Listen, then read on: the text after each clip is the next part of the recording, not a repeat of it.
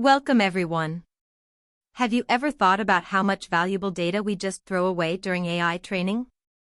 Today, we are going to talk about a framework called OpenClaw-RL and how it recovers next state signals for live, agentic optimization so you can stop throwing away your best training data. Let's look at the blind spot in modern agent training. Typically, an agent takes an action, and the environment reacts. This could be a user replying, a tool outputting a result, or a GUI changing. We call this the next state signal. But here is the problem: existing systems treat this reaction purely as context for the next turn, effectively tossing it into a data trash bin. They completely discard the rich, implicit evaluation of the agent's performance that this signal contains. So, what exactly are we discarding? It comes down to two major types of waste. Waste 1 is evaluative signals. Every next state signal implicitly scores the action as good or bad, which acts as a natural process reward requiring no separate human annotation pipeline. Waste 2 is directive signals.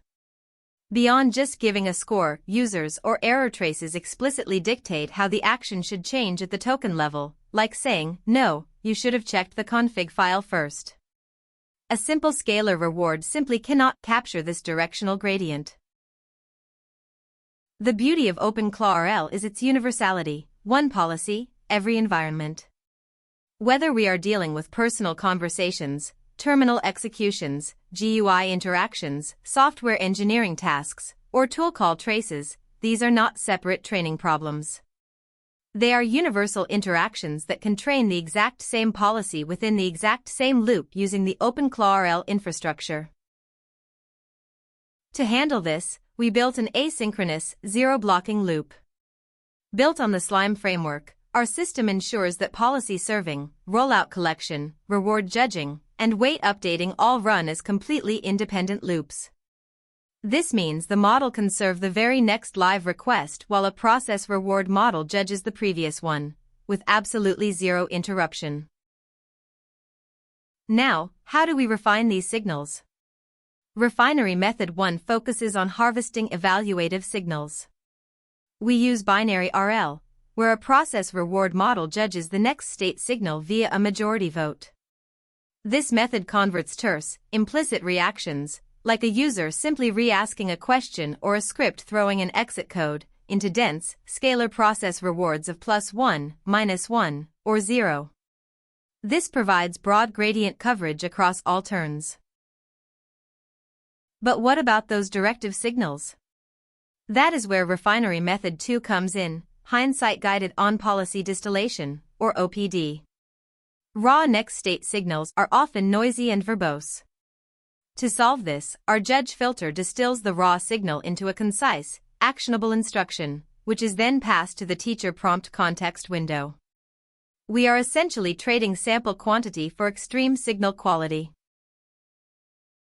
By providing this explicit hint to the teacher, we achieve token-level directional supervision. When the policy model is queried under the hint-enhanced context, we create a log probability gap between the teacher, who knows the hint, and the student. This creates a directional advantage.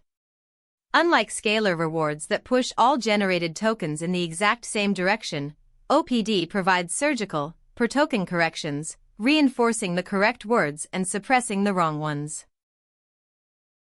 The best part is, you don't have to choose between binary RL and OPD. Welcome to the synthesis.